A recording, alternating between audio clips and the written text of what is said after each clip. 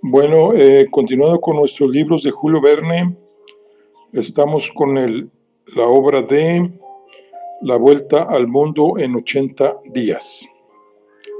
Y vamos a iniciar lo que es el capítulo 3.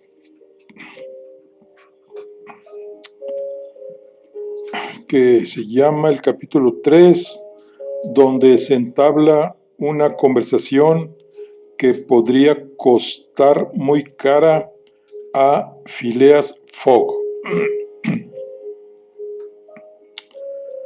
Phileas Fogg dejó su casa de Savile Row a las 11:30 y luego de haber colocado el pie derecho 575 veces delante del izquierdo y 576 veces el pie izquierdo delante del derecho, llegó al Reforma Club, amplio edificio que se alzaba sobre la calle Pall Mall y que por lo menos debió costar unos 3 millones.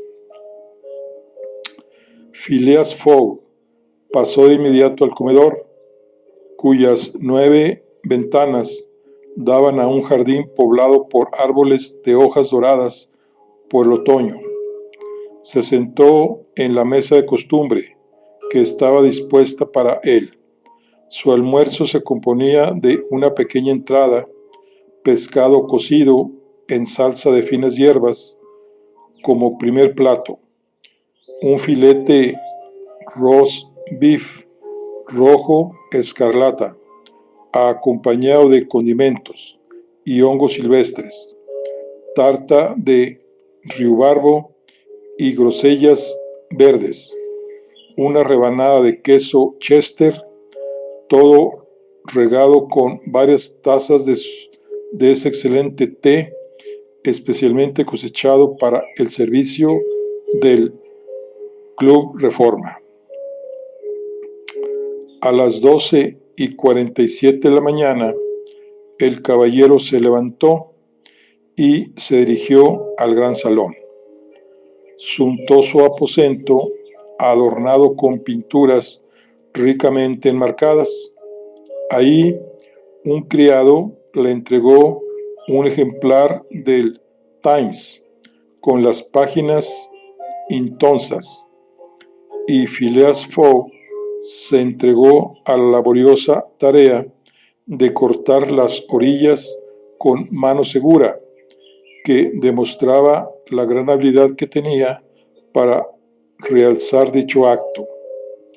La lectura de este periódico mantuvo ocupado a Phileas Fogg hasta las 3:45, mientras que la del Standard, que vino después, duró hasta la hora de la cena, la cual se efectuó del mismo modo que el almuerzo, solo que con un poco de salsa picante.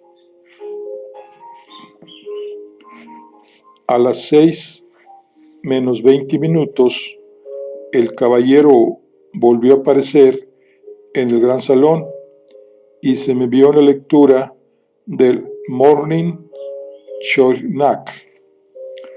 Una media hora más tarde, comenzaron a llegar algunos miembros del Club Reforma y se fueron reuniendo en torno al calor de la chimenea donde ardía el carbón de piedra. Eran los compañeros de juego del señor Phileas Fogg, tan aficionado al whist como él.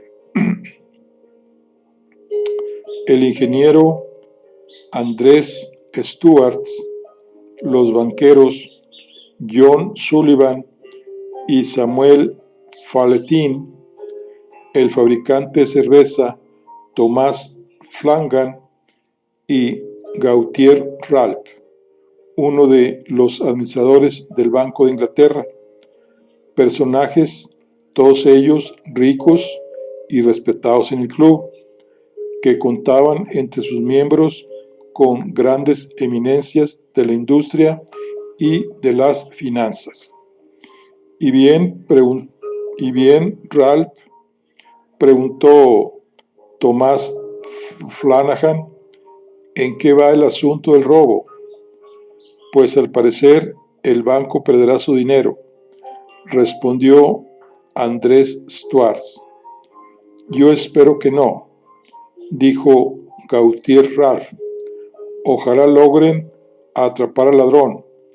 Se ha enviado a los más hábiles inspectores de policía a los principales puertos de embarque y desembarque de América y Europa. A ese caballero le será muy difícil escapar. Pero, ¿se conoce ya la descripción del ladrón?, preguntó Andrés Stuart. De entrada, no es un ladrón, respondió con seriedad Gautier Ralph. ¿Cómo no va a ser un ladrón si el individuo sustrajo nada menos que 55,000 libras en billetes de banco? No, respondió Gautier Ralph. Entonces, ¿es un empresario?, dijo John Sullivan. El Morning Chronicle asegura que se trata de un caballero. Quien daba esta respuesta no era otro que Phileas Fogg, cuya cabeza emergía de entre un mar de papeles amontonados a su alrededor. Phileas Fogg saludó a sus compañeros, que al mismo tiempo le devolvieron el saludo. El asunto en cuestión, sobre el que discutían de forma enérgica los diferentes periódicos del Reino Unido, había tenido lugar 3 días antes, el 29 de septiembre. Un fajo de billetes de banco que formaba la elevada cantidad de 55,000 libras había desaparecido de la mesa del cajero principal del Banco de Inglaterra. Aquellos que se admiraban de que un robo tan considerable hubiera podido suceder con tal facilidad, el subgobernador Gautier Ralph se limitaba a responder que en el momento del robo el cajero se ocupaba de registrar un ingreso de 3 chelines y 6 peñiques, y que no se puede atender los ojos puestos en todo al mismo tiempo. Conviene señalar aquí, y esto explicaría mejor el hecho, que el admirable establecimiento que es el Banco de Inglaterra parece preocuparse en forma excesiva de la dignidad del público. No cuenta con guardianes, ni ordenanzas, ni redes de alambre. El oro, la plata y los billetes, por así decirlo, están expuestos libremente y a disposición del primero que llegue. Eran incapaces de poner bajo sospecha la honorabilidad de un transeúnte cualquiera. Uno de los mejores observadores de las costumbres inglesas refiere como muestra de ello este ejemplo. En una de las salas del banco, donde se encontraba un día, tuvo la curiosidad de ver de cerca un lingote de oro de 7 u 8 libras de peso, que se encontraba expuestas sobre la mesa del cajero. Él tomó el lingote, lo examinó, se lo entregó a la persona que estaba junto a él, y éste se lo pasó a otro, y así fue pasando de mano en mano hasta llegar al final de un pasillo oscuro, del que después de media hora regresó a su sitio original, sin que durante ese lapso el cajero se molestara siquiera en levantar la cabeza. Sin embargo, el 29 de septiembre las cosas habían sido muy distintas. El fajo de billetes de banco no regresó, y para cuando el magnífico reloj colocado encima del drawing office, marcó las 5, hora en que debía cerrar el despacho. El Banco de Inglaterra no tuvo más remedio que registrar una pérdida de 55,000 libras. Una vez que el robo fue reconocido, agentes y detectives elegidos entre los más hábiles fueron enviados a los principales puertos, a Liverpool, a Glasgow, a Havre, a Suez, a Brindisi, a Nueva York, etc., con la promesa de que, en caso de tener éxito, obtendrían una prima de 2,000 libras y 5% de la suma recuperada, a espera de la información que debían reunir. Los encargados de la misión de inmediato se dieron a la tarea de observar escrupulosamente a todos los viajeros que llegaban o que se iban. Y precisamente, tal como lo decía el Morning Chronicle, había motivos para suponer que el autor del robo no formara parte de alguna de las sociedades de bandidos estafadores de Inglaterra. Había observado que, durante aquel día, 29 de septiembre, paseaba por la sala de pagos, escenario del robo, un caballero de buen porte, buenos modales y aire distinguido. La investigación había permitido reunir con bastante exactitud las señas de ese caballero, que de inmediato fueron transmitidos a todos los detectives del Reino Unido y del continente. Algunas buenas almas, entre las cuales estaba Gautier Ralph, creían que tenían buenos motivos para esperar que el ladrón no escapara. Como se puede pensar, el suceso estaba a la orden del día en Londres y en toda Inglaterra. La gente discutía y tomaba partido en pro o en contra de las probabilidades de éxito de la policía metropolitana. No era de extrañar, pues, que los miembros del Club Reforma tratasen la misma cuestión, en especial cuando se hallaban entre ellos uno de los subdirectores del banco. El honorable Gautier Ralph no quería dudar del resultado de las investigaciones y estimaba que la prima ofrecida debía avivar extraordinariamente el celo y la inteligencia de los agentes. Sin embargo, su colega Andrés Stuart estaba lejos de compartir esa certidumbre. Por consiguiente, la discusión continuó entre los caballeros, que se habían sentado ya en torno a la mesa de whist. Stuart frente a Flanagan, Falletín frente a Phileas Fogg. Durante el juego, los jugadores no hablaban, pero entre una mano y la otra, la conversación interrumpida adquiría mayor ímpetu. Yo les aseguro que las probabilidades favorecen al ladrón, dijo Andrés Stuart. Debe tratarse de un hombre muy sagaz. Vamos, pero si no existe un solo país donde pueda refugiarse, respondió Ralph. Eso estaría por verse. ¿Y a dónde quieres que vaya? No lo sé, respondió Andrés Stuart. Después de todo, la Tierra es un lugar muy grande.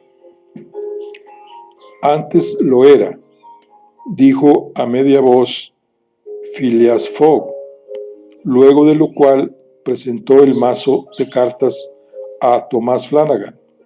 Le toca cortar, señor. La discusión se suspendió durante la partida, pero no tardó en proseguir Andrés Stuart diciendo: ¿cómo que antes?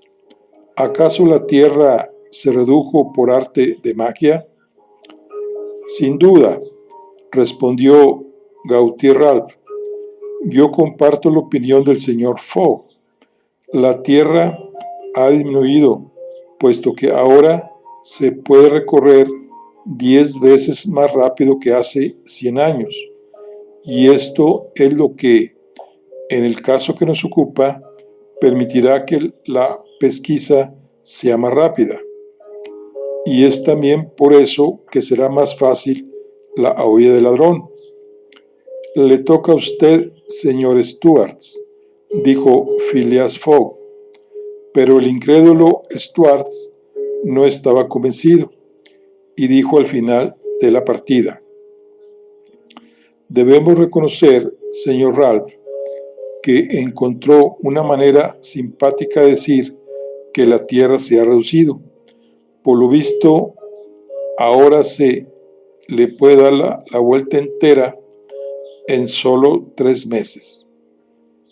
En 80 días solamente, dijo Phileas Fogg.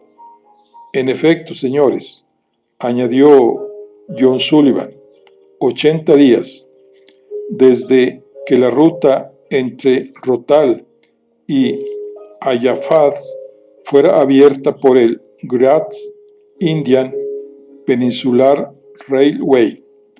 Al menos ese es el cálculo establecido por el Morning Chronicle.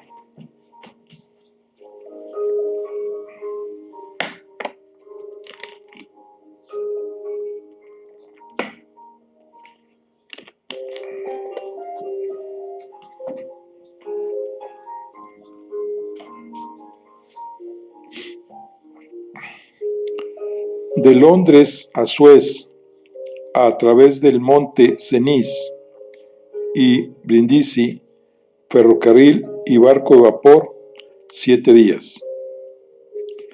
De Suez a Bombay, barco de vapor, 13 días. De Bombay a Calcuta, ferrocarril, 3 días. De Calcuta a Hong Kong, China, barco de vapor, 13 días.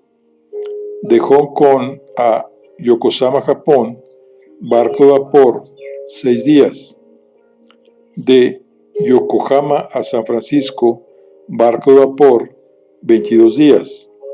De San Francisco a Nueva York, ferrocarril, 7 días. De Nueva York a Londres, barco de vapor y ferrocarril, 9 días. Total, 80 días. Sí, claro, 80 días, exclamó Andrés Schwartz, quien por descuido cortó una carta mayor, sin considerar el mal tiempo, los vientos contrarios, los naufragios, los descarrilamientos, etc. Tomando en cuenta todo eso, respondió Phileas Fogg, siguiendo su juego, porque la discusión ya no respetaba la partida de whist.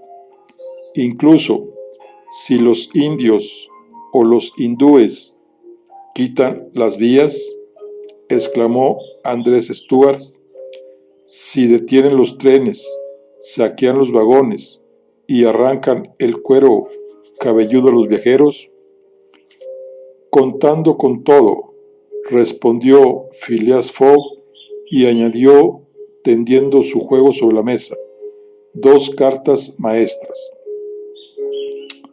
Andrés Stuart, a quien tocaba dar, recogió las cartas y dijo: teóricamente puede tener razón, señor Fogg, pero en la práctica también, señor Stuart. Ya quisiera verlo.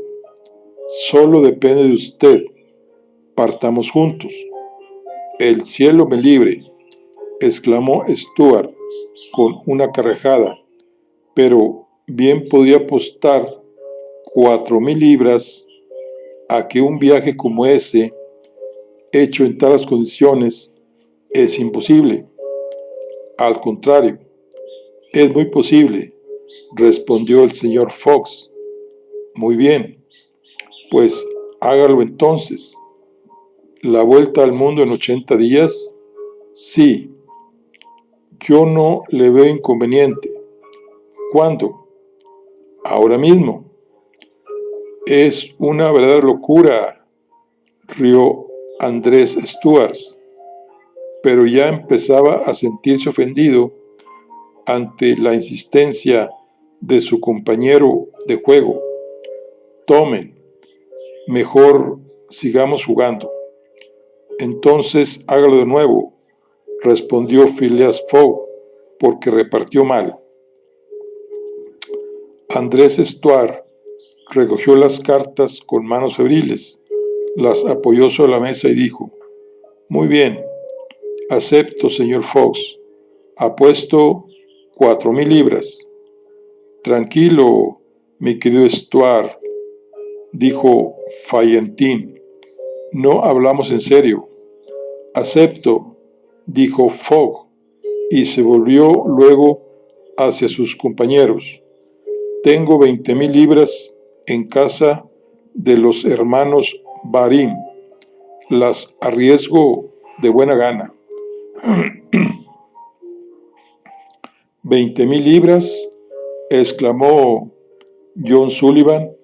20,000 libras, que cualquier retardo o imprevisto le puede hacer perder. Lo imprevisto no existe, respondió con simpleza Phileas Fogg. Pero, señor Fogg, ese lapso de 80 días solo está calculado como el tiempo mínimo. Lo mínimo, si bien empleado, basta para todo. Pero para aprovecharlo tendría que saltar matemáticamente de los ferrocarriles a los barcos de vapor y de los barcos a las vías, pues entonces saltaré matemáticamente. Eso debe ser una broma. Un buen inglés no bromea cuando se trata de una cosa tan seria como una apuesta, respondió Phileas Fogg. Apuesto 20,000 libras a que daré la vuelta al mundo en 80 días, o menos, es decir, 1920 horas, o 115,200 minutos. ¿Aceptan? Aceptamos, respondieron los señores Stuart, Fallentin, Sullivan, Flanagan y Ralph, luego de ponerse de acuerdo. Bien, dijo Fox, el tren de Douvres sale a las 8:45. Lo tomaré. ¿Esta misma noche?, preguntó Stuart. Esta misma noche, respondió Phileas Fogg. Entonces se detuvo a consultar un calendario de bolsillo. En vista de que hoy es miércoles 2 de octubre, deberé estar de nuevo en Londres, en este mismo salón del Club Reforma, el sábado 21 de diciembre a las 8:45 de la tarde.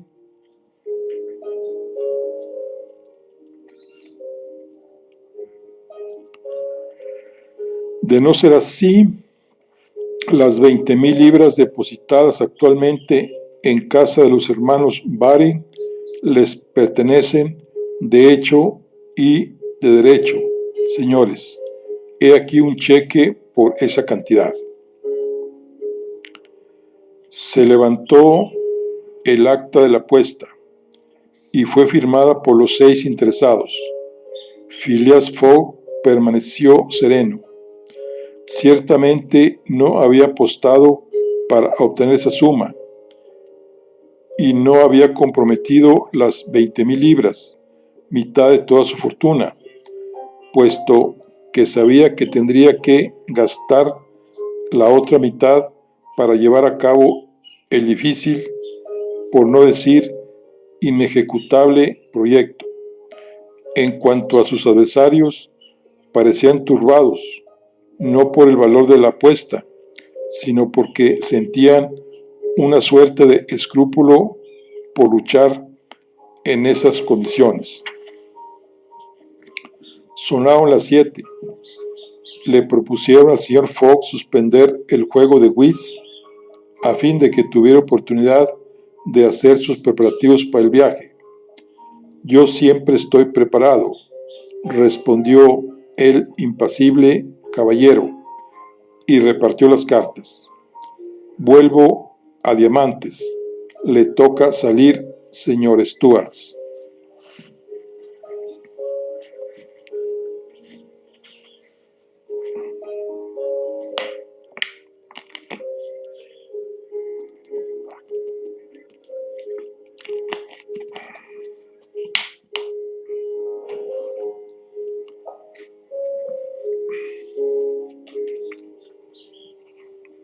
Capítulo 4,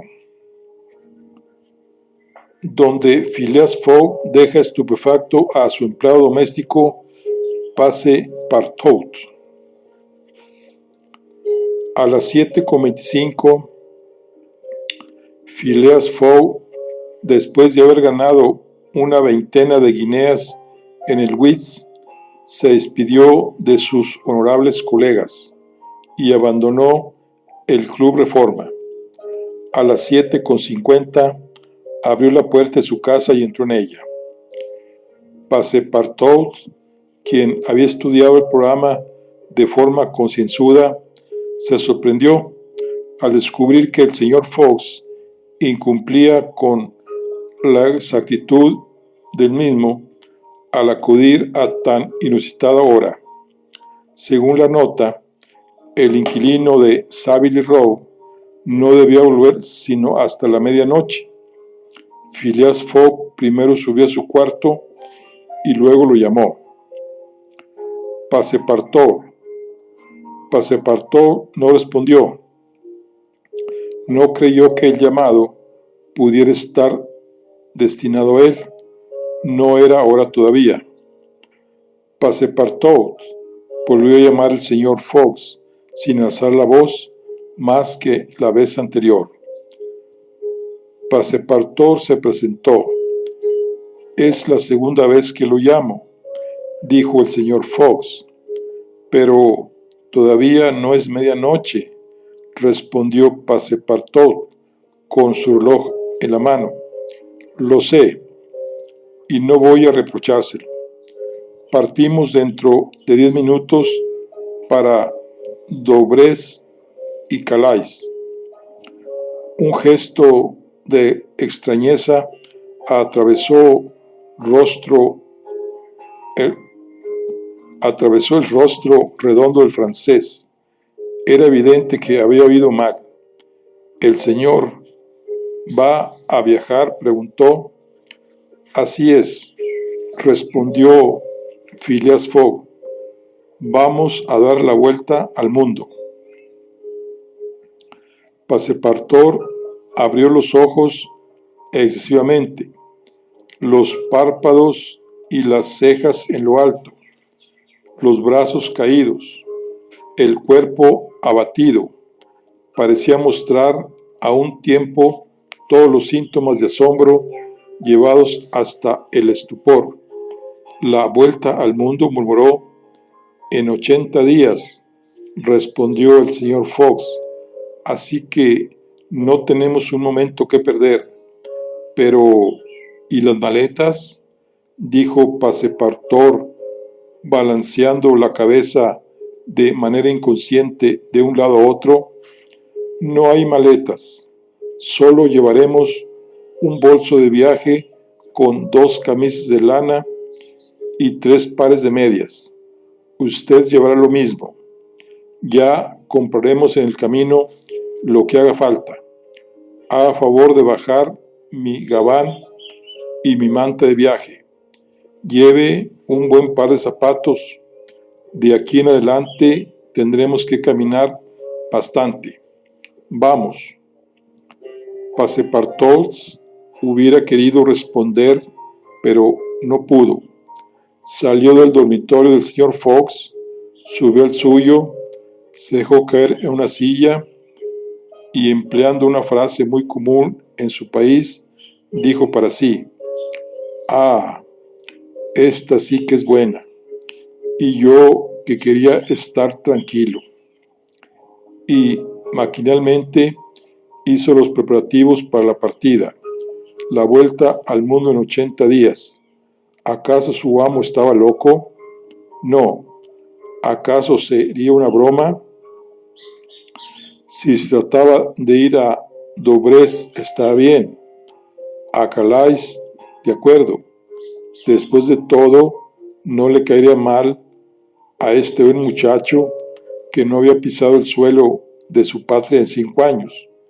Quizá incluso llegaran hasta París y tendría el agrado de volver a ver la gran capital, porque con toda certeza un caballero tan parco en pasos se detendría ahí, sí, sin lugar a dudas, pero no era menos cierto que partían que ese caballero, tan casero hasta entonces, ahora se desplazaba.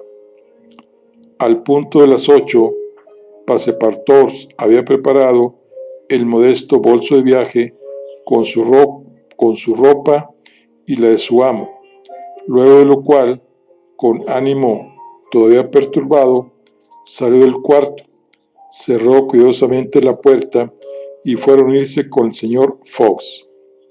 El señor Fox ya estaba listo. Llevaba bajo el brazo el Brands House Continental Railway, Steam Transit and General Guide, o sea, la guía general de tránsito del continente, de los ferrocarriles y de los barcos, que debía proporcionarle todas las indicaciones necesarias para el viaje. Tomó el bolso de manos de Passepartout, lo abrió y deslizó dentro un grueso paquete de esos bellos billetes de banco que aceptan en todos los países. ¿No olvida nada?, preguntó. Nada, señor. Mi gabán y mi manta, aquí están. Muy bien, tome ese bolso. El señor Fox entregó el bolso a Passepartout. Y cuídelo bien, añadió, que lleva 20,000 libras dentro. Passepartout vaciló, y el bolso por poco escapó de sus manos, como si las 20,000 libras hubiesen sido de oro y pesaran considerablemente.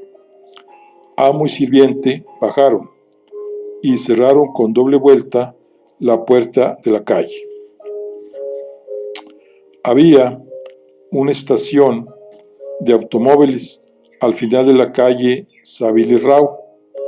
Phileas Fogg y su empleado subieron en un cab que se dirigió a toda prisa a la estación de Charing Cross, donde llega una de sus bifurcaciones del South Eastern Railway. A las 8:20, el cab se detuvo ante la reja de la estación. Passepartout bajó. Su amo lo siguió y pagó al chofer. En ese momento se acercó al señor Fox una pobre mujer necesitada que llevaba de la mano a un niño con los pies descalzos sobre el lodo, cubierta con un sombrero andrajoso del que pendía una pluma lamentable y un chal hecho jirones sobre sus hombros. Le pidió limosna. El señor Fox sacó de su bolsillo las 20 guineas que acababa de ganar en el whist y se las entregó. «Tome, buena mujer», le dijo, «me alegra haberle encontrado», y siguió caminando. Passepartout sintió algo húmedo alrededor de su pupila. Su amo había dado un paso dentro de su corazón. El señor Fox y él entraron de inmediato en la gran sala de la estación. Ahí Phileas Fox ordenó a Passepartout comprar 2 billetes de primera clase para París, luego de lo cual se volvió para ir al encuentro de sus 5 amigos del Club Reforma. «Señores, me voy», dijo. «Haré visar el pasaporte que llevo para ese efecto, a fin de que puedan ustedes mismos corroborar mi itinerario cuando regrese». «Oh, señor Fox», respondió cortésmente Gauthier Ralph, «es inútil. Nosotros se lo devolveremos en honor de que es usted un caballero». «Es mejor que lo hagamos así», dijo el señor Fox. «No olvide que debe estar de regreso», iba a señalar André Stuart. «Dentro de 80 días», respondió el señor Fox, «el sábado 21 de diciembre de 1872 a las 8:45 de la noche. Hasta entonces, señores». A las 8:40, Phileas Fogg y su sirviente fueron a sentarse en el mismo compartimiento. A las 8:45 repercutió un breve silbido y el tren se puso en marcha. La noche estaba oscura y una lluvia fina se precipitaba desde el cielo. Phileas Fogg guardaba silencio, arrellanado en su rincón. Passepartout, todavía un poco atolondrado, apretaba contra sí maquinalmente el bolso con los billetes del banco.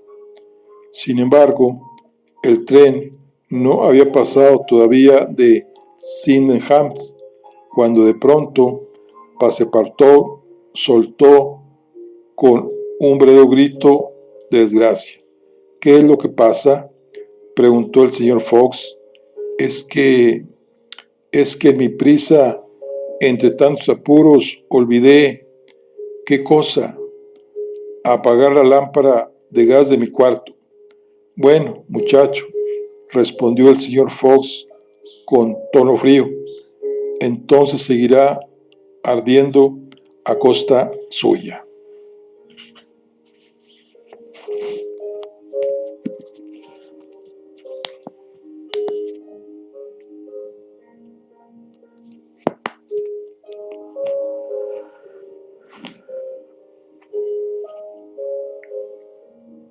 Capítulo 5, donde aparece un valor nuevo en el mercado de Londres.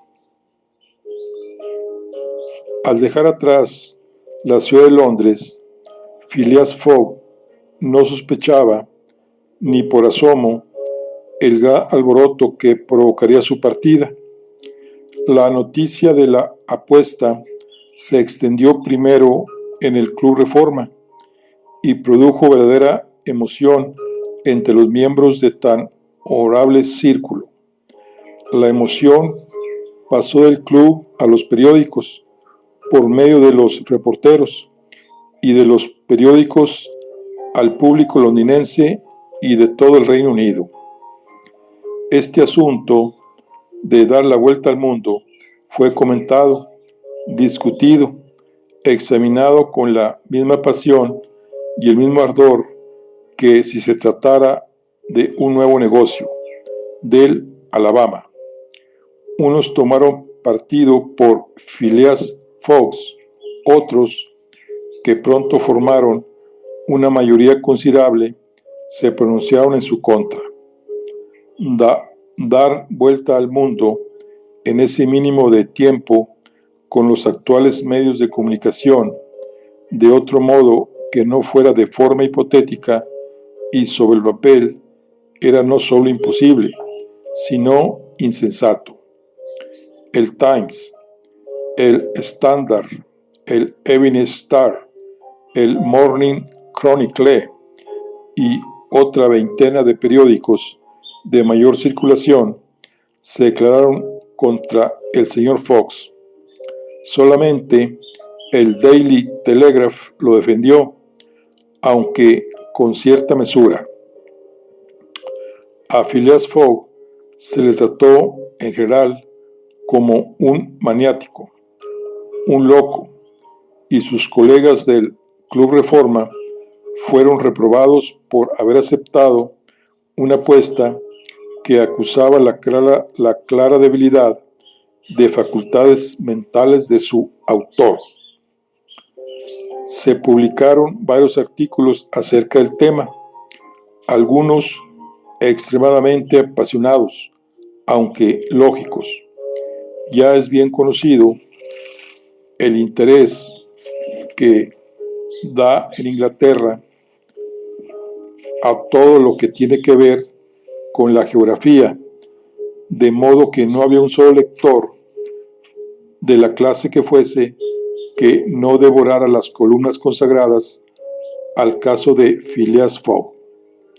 Durante los primeros días, los de espíritu audaz, mujeres principalmente, se decidieron por él, sobre todo cuando el Illustrated London News publicó su retrato, tomado de la fotografía que se encontraba en los archivos del Club Reforma. Algunos caballeros se atrevieron a decir: ¿y por qué no ha de ser posible? Después de todo, cosas más extraordinarias se han visto.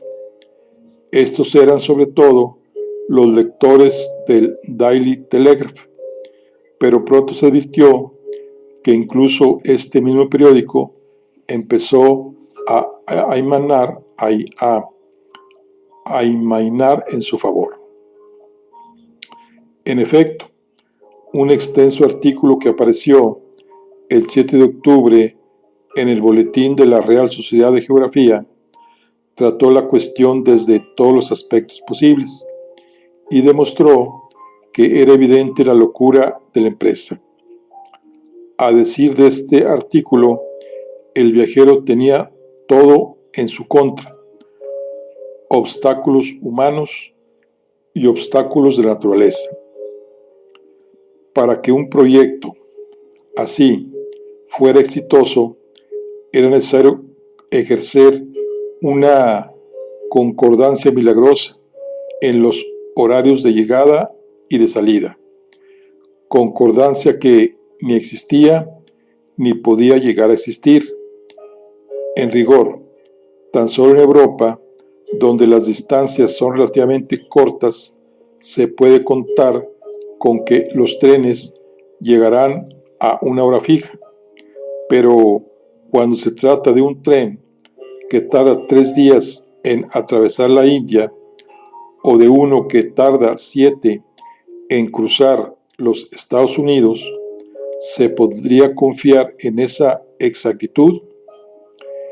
¿Y qué hay de los accidentes, de las máquinas, los descarrilamientos, los choques, el mal clima, la acumulación de nieve? Todo parecía estar en contra de Phileas Fogg. ¿Acaso los barcos de vapor no se hallaban expuestos durante el invierno a los fuertes vientos y a los bancos de niebla? ¿Acaso era raro que las naves más rápidas que surcaban las líneas transoceánicas experimentaran retrasos de 2 o 3 días? Bastaba con un solo retraso, con uno solo, para que la cadena de transportes fuera interrumpida de forma irreparable. Si Phileas Fogg fallaba, aunque fuera por unas horas, a la salida de algún barco de vapor, se vería obligado a esperar el siguiente, y por ese único motivo su viaje se vería comprometido de forma irrevocable. El artículo causó gran alboroto. Casi todos los periódicos lo reprodujeron y las acciones de Phileas Fogg bajaron considerablemente. Durante los días que siguieron a la partida del caballero, se comprometieron importantes sumas a lo aleatorio de su empresa. Es bien sabido que el mundo de los apostadores en Inglaterra es más destacado y más inteligente que el de los jugadores. Apostar está en el temperamento inglés. Por esa razón, no fueron únicamente los miembros del Club Reforma quienes hicieron apuestas considerables en pro o en contra de Phileas Fogg, sino que también la masa del público se sumó a este movimiento. Phileas Fogg fue inscrito en una especie de quiniela, como si se tratara de un caballo de carreras. Fue convertido en valor de bolsa y se cotizó en el mercado de Londres. Podían pedir u ofrecer el Phileas Fogg en firme o a plazos y se hacían enormes negocios. Sin embargo, 5 días después de haber salido el artículo del Boletín de la Sociedad de Geografía que hizo crecer las ofertas, el Phileas Fogg se desplomó. Lo ofrecían en paquetes. Al principio lo tomaban a 5, luego a 10, luego ya no lo tomaban sino a 1 por 20, por 50, por 100. Al final quedó un solo apostador, el viejo paralítico Lord Albemarle. El honorable caballero, clavado en su butaca, hubiera dado toda su fortuna por hacer ese mismo viaje, aunque le tomara 10 años, de modo que había apostado 5,000 libras a favor de Phileas Fogg, y cuando pretendían mostrarle lo necio y lo inútil del proyecto, se limitaba a responder: si una cosa así es factible, qué mejor que sea un inglés quien lo haga primero.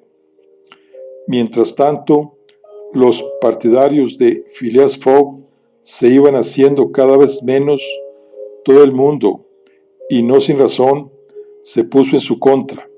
Ya no lo tomaban sino al 1 por 150, a 1 por 200, cuando 7 días después de su marcha, un incidente completamente inesperado hizo que ya no se aceptara ningún precio.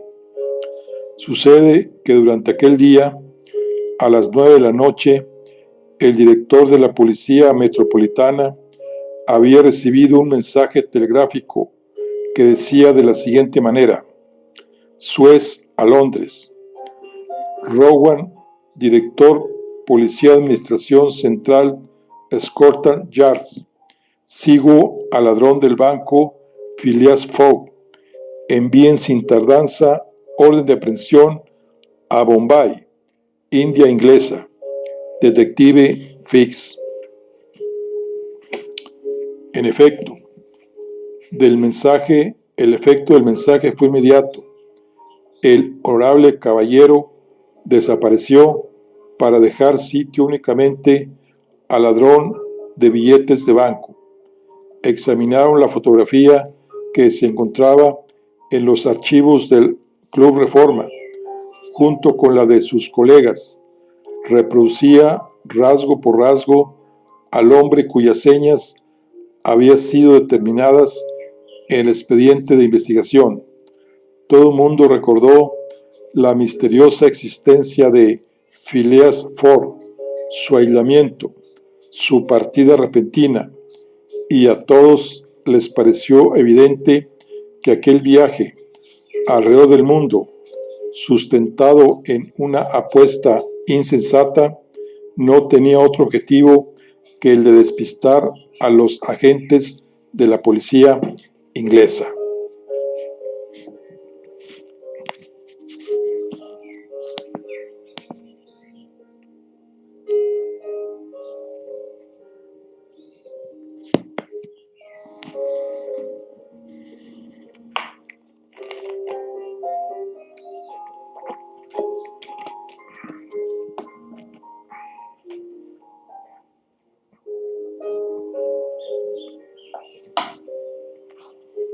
Capítulo 6.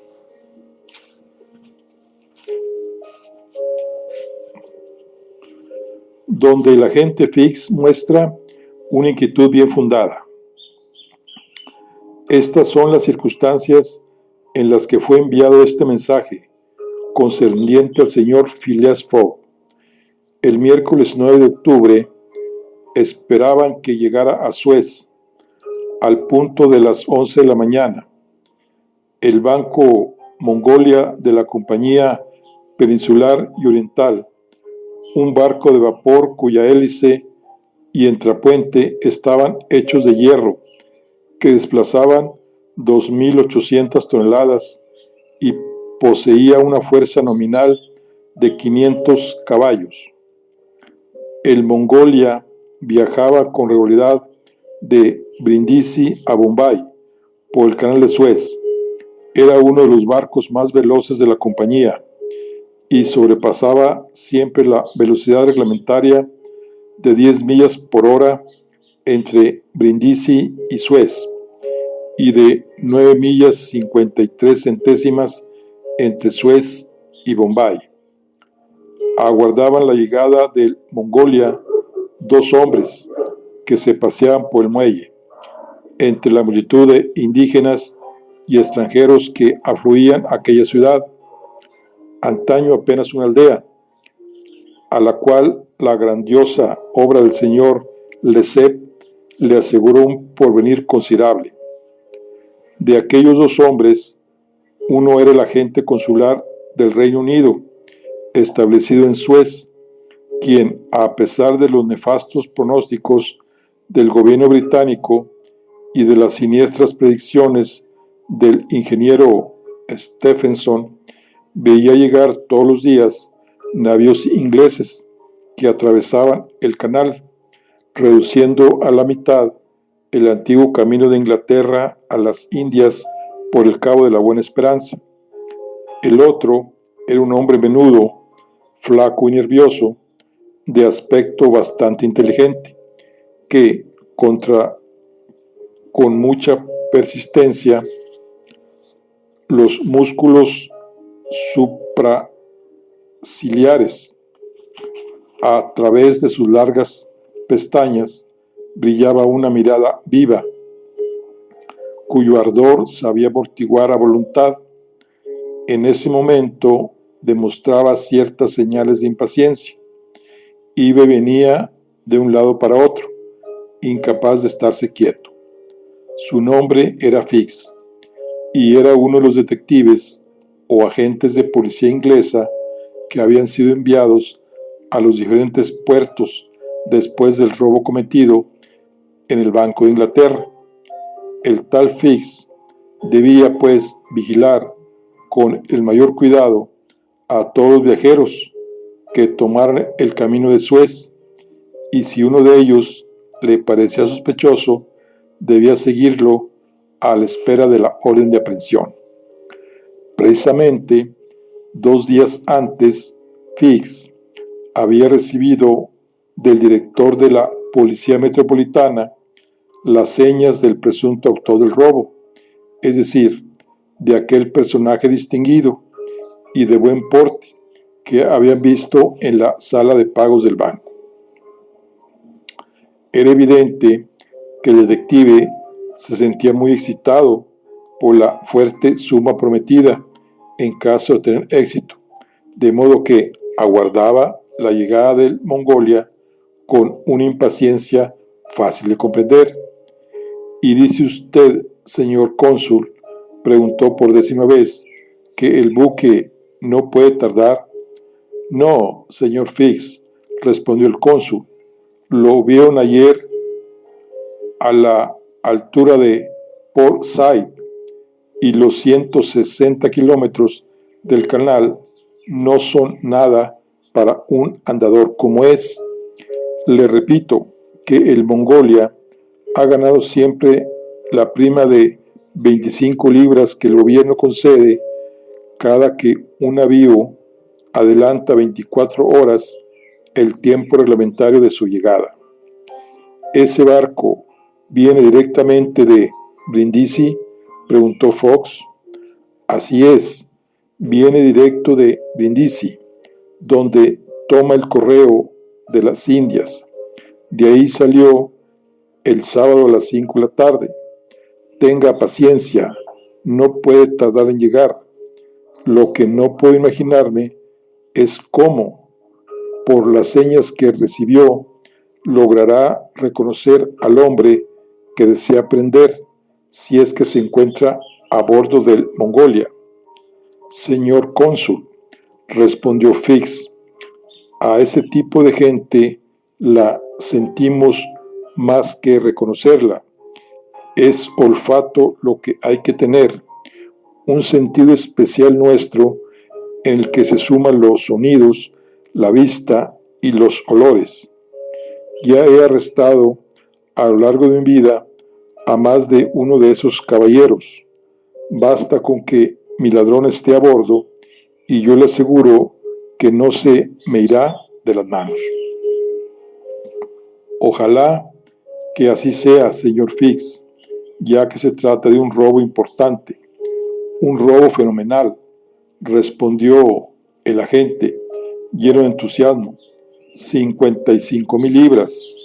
No siempre se tiene una oportunidad así. Los ladrones son cada vez más mezquinos.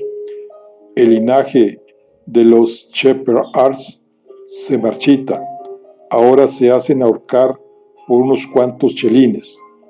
Señor Fix, respondió el cónsul, habla usted de tal manera que de todo corazón le deseo buen éxito, pero le repito, veo muy difíciles las condiciones en que se encuentra.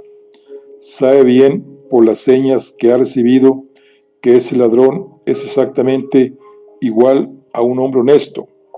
Señor cónsul, respondió con tono dogmático el inspector de policía, los grandes ladrones siempre se parecen a los hombres de bien. Comprenderá que aquellos que tienen aspecto de bribón no tienen más remedio que manteneros probos, sin lo cual se harían arrestar. Son las fisonomías honradas a las que tenemos que desenmascarar. Es un trabajo difícil. En eso estoy de acuerdo con usted. Más que un oficio, es un arte. Ya se puede ver que el tal Fix no carecía de buena dosis de amor propio. Mientras tanto, el muelle se iba animando poco a poco. Marineros de diversas nacionalidades, comerciantes, corredores de cambio, mozos de cordel y felals afluían a esperar la llegada del vapor, que no debía estar muy lejos. El clima era bello, aunque bastante frío, puesto que soplaba viento del este. Algunos minaretes sobresalían del paisaje de la ciudad, bajo los pálidos rayos del sol. Hacia el sur se prolongaba un largo muelle de 2,000 metros, como un brazo sobre la rada de Suez. Por la superficie del Mar Rojo circulaban numerosas lanchas de pesca o cabotaje, algunas de las cuales conservaban la elegante hechura de las galetas antiguas. Mientras andaba entre la multitud, Fix por hábito de su profesión, estudiaba a los transeúntes con una mirada rápida. Era apenas las 10:30. ¿Qué no va a llegar nunca ese barco?, exclamó al oír la hora en el reloj del puerto. Ya no puede estar lejos, respondió el cónsul. ¿Cuánto tiempo va a estacionarse en Suez?, preguntó Fix. 4 horas, el tiempo que tarda en embarcar su carbón. De Suez a Adén, a la salida del Mar Rojo, son 1.310 millas. Necesita proveerse de combustible. ¿Y de Suez se va directo a Bombay?, preguntó Fix. Directo y sin romper la carga. Pues bien, dijo Fix, si el ladrón tomó esta ruta y este barco, debe estar en sus planes desembarcar en Suez a fin de llegar por otra vía a los dominios holandeses o franceses de Asia. Debe saber bien que no estaría seguro en la India, que es tierra inglesa, a menos de que sea un hombre muy astuto, respondió el cónsul.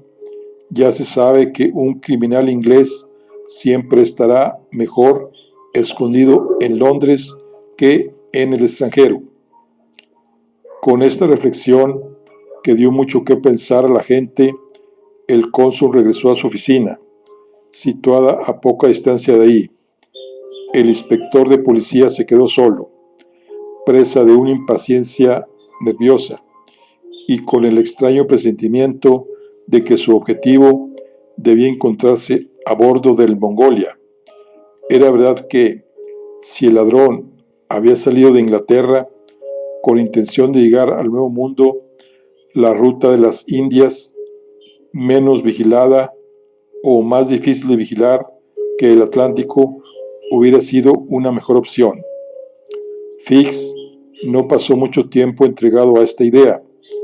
Agudos silbidos anunciaron la llegada del vapor, y todo el tropel de jornaleros y de felags se precipitó sobre el muelle en tumulto, algo que resultaba un poco inquietante para los pasajeros y su vestimenta. Unos 10 botes se apartaron de la orilla al encuentro del Mongolia. Pronto se pudo ver el gigantesco casco del Mongolia que pasaba entre las márgenes del canal, y daban las 11 horas cuando varó en el fondadero, mientras que el vapor escapaba con gran estrépito por los tubos de la máquina. Los pasajeros a bordo eran numerosos.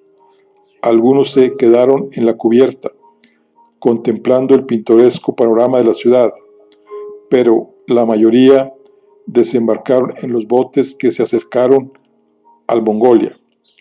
Fix examinaba escrupulosamente a todos los que desembarcaban.